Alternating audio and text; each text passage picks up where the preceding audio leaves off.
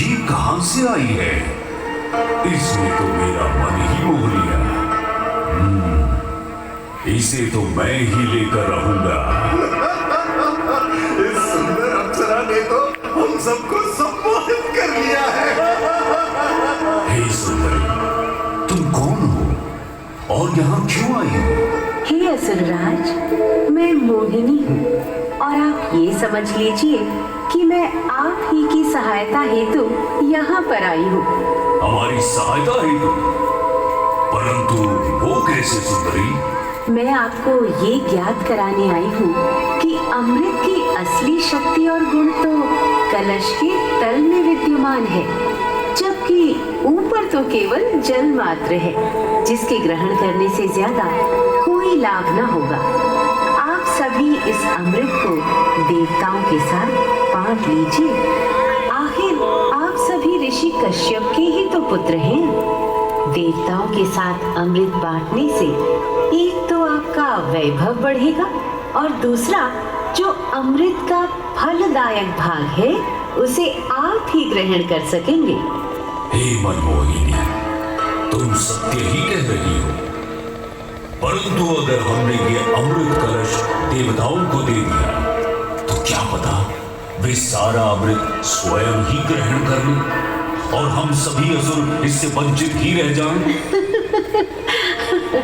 आप निश्चिंत रहिए, ऐसा कदापि नहीं होगा। मैं स्वयं ही सभी सुरों और असुरों को अमृत पान करवाऊंगी और साथ ही साथ ये सुनिश्चित भी करूंगी कि अमृत का फलदायक भाग आप सभी को ही प्राप्त हो। बस फिर क्या था, भगवान विष्णु की अपरंपार लीला आरंभ हुई। जहां एक ओर सभी देवतागण विराजे तो वहीं दूसरी ओर सभी असुर। मोहिनी रूप धारण भगवान विष्णु एक एक कर सभी देवताओं को अमृत पान करवाने लगे, जिससे वे पुनः अपनी शक्तियां प्राप्त कर सकें। परंतु स्वरभानु नाम का असुर जल्द ही भगवान विष्णु की ये चालाकी भांप गया और चुपचाप देवता वेश धारण कर उन्हीं के बीच में जाकर विराजमान हो गया। तब जैसे ही मोहिनी स्वरभानु को अमृतपान कराने हेतु अग्रसर हुई, ठीक उसी क्षण सूर्य एवं चंद्रमा स्वरभानु का असली रूप पहचान गए। ये ज्ञात होते ही भगवान विष्णु अपने मूल रूप में परिवर्तित हो गए और अपने सुदर्शन चक्र से स्वरभानु का सिर धड़ से अलग कर दिया। परंतु तब तक अमृत की 2 बूंदें स्वरभानु के कंठ से उतर चुकी थी, जिसके चलते वो अमरत्व प्राप्त कर चुका था। इस तरह स्वरभानु के कटे हुए सिर के भाग को राहु का नाम मिला और धड़ को केतु के नाम से जाना जाने लगा। माना जाता है कि प्रतिशोध की ज्वाला में ज्वलित राहु एवं केतु सूर्य एवं चंद्रमा पर ग्रहण लगाते हैं। इस प्रकार सूर्य और चंद्र पर ग्रहण लगना राहु और केतु का प्रतिशोध माना जाता है। भगवान विष्णु की ये लीला देख सभी असुर अचंभित हो उठे।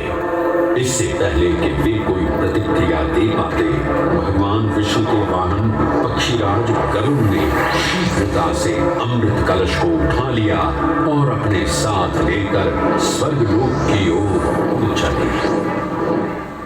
कहते हैं पक्षीराज की इस यात्रा के दौरान पृथ्वी पर 4 जगह अमृत की कुछ बूंदें छलक कर गिर पड़ी थी और इन बूंदों से उन नगरों की नदियों के पानी में अमृत जैसे गुण आ गए थे।